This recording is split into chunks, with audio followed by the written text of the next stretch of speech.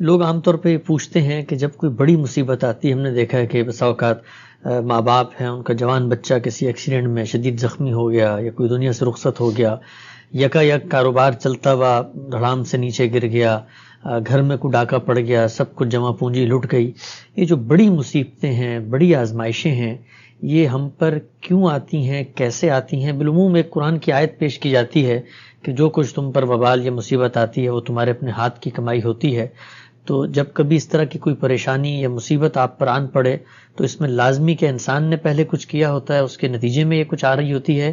اور اس طرح کی مصیبتوں کو آدمی کیٹر کیسے کرے، کیونکہ اتنے گہرے زخم ہوتے ہیں، بسا اوقات لوگ حادثات میں پوری فیملی رخصت ہو جاتی ہے،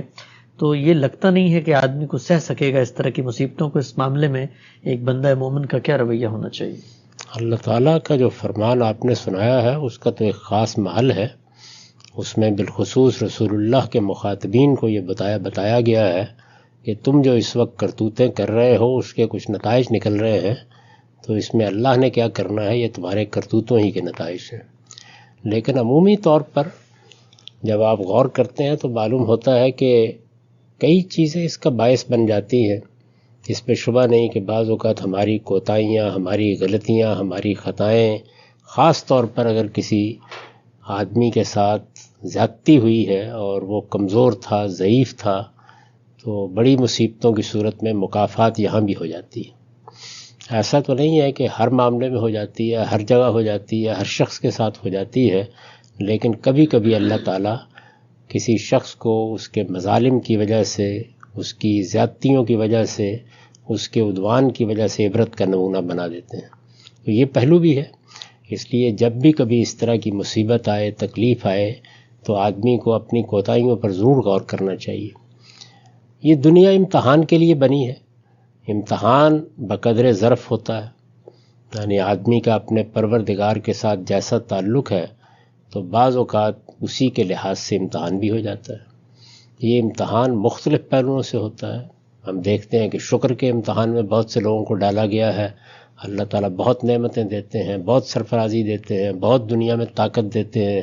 علم دے دیتے ہیں، اقتدار دے دیتے ہیں، دولت دے دیتے ہیں، حسن دے دیتے ہیں، لیکن انسان بعض اوقات اس کی شکر گزاری کا حق ادا نہیں کرتا، اور اسی طریقے سے مصیبتیں، تکلیفیں آتی ہیں تو صبر کا تقاضا کیا گیا ہے، وہ نہیں کرتا۔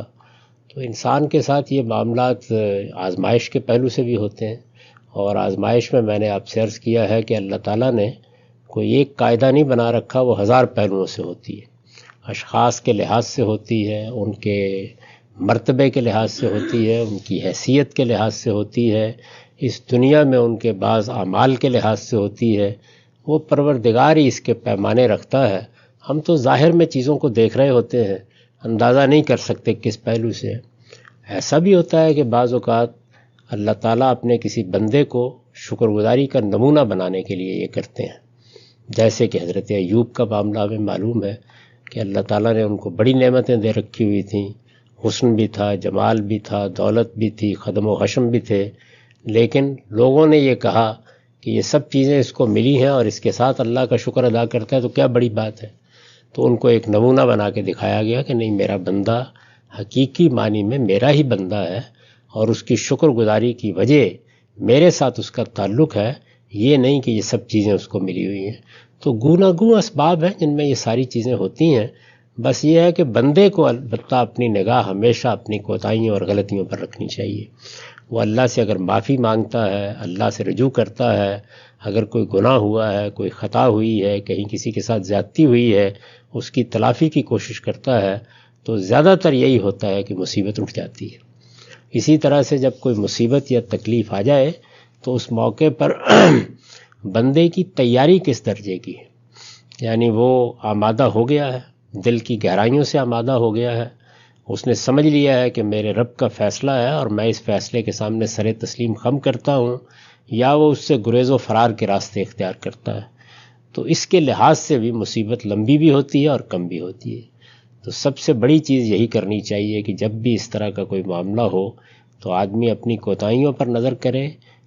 درگزر، معافی، اپنے رب سے تعلق، غلطیوں کی تلافی، کسی کے ساتھ زیادتی ہوئی ہے تو اس کی تلافی، اس کے لیے آخری اقدام کرنے سے بھی گریز نہ کرے، امید کی جا سکتی ہے کہ اس کا پروردگار اپنے بندوں پر ذرا بھی ظلم کرنے والا نہیں ہے، وہ ضرور اس پر معافی کی نظر ڈالے گا اور اس کو معاف کر دے گا۔